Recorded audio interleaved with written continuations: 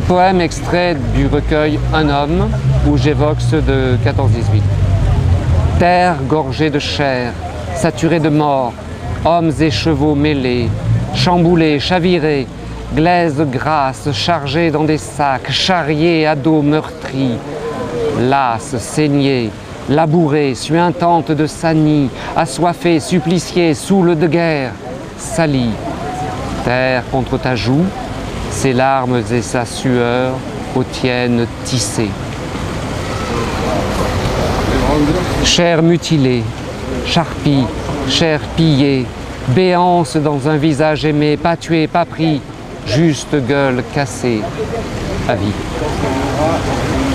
La guerre, ta guerre, après bientôt un siècle, ce que j'en sais, ce peu échappé de tes regards, ton bras sous le bras d'un camarade, quelques notes sèches sur le carnet que tu portais dans ta vareuse, les balles l'ont épargné.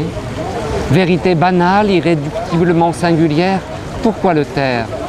Ce qu'en dit l'histoire, chiffres, dates, théories, jamais aussi nécessaire que ta main triant le grain ou lissant les cheveux d'un enfant.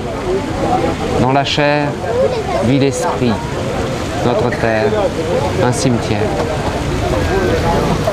Un poème extrait du Paysage immobile, poème inspiré par les pétroglyphes de San Rafael au Mexique.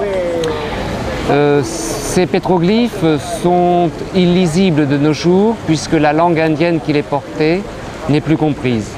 Et on nous a demandé, dans le cadre d'une opération de l'UNESCO, de les évoquer.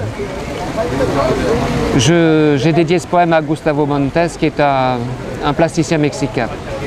Pierre brisée, pierre qui crie dans le désert, enfance du trait, rendus au chaos sigillé de l'origine, veillante au seuil du monde, pierre patiente, méprisée, oubliée, lentes à parler, mots signes obstinés, pierres obscures sous le jour comme des crânes, mémoire muette d'un peuple, pierres dont on ne bâtit rien, parce qu'elles sont pierres opprimées, pierres accroupies, prêtes à bondir, pierres sources polies parmi les plantes, douces à la pluie et au cœur brûlant, pierres de long espoir, de toute fondation, pierres qui chantent aux quatre vents. Elles disent la roue, le disque, le soleil, la lune et l'étoile, conte de troupeaux et d'astres paisibles, la ronde des hommes dans le cycle des temps, et nous lisons aveugles notre faute, notre honte et la souffrance d'avoir trahi nos frères. Un dernier poème. Toujours tiré du Paysage immobile. Terrien. Il n'y a rien à dire de la mer, jamais nous ne la connaissons. Tout de nous s'enracine dans la terre, planche du bordage ou chanvre de l'ossière. L'eau verte coule sur notre peau en la desséchant, et nos larmes sont déjà salées. Mais nos yeux s'embuent de sa lumière, nos poumons grandissent de sa respiration, nos pas s'équilibrent à son ressassement. D'elle, il n'y a rien à dire, c'est en nous qu'est l'océan.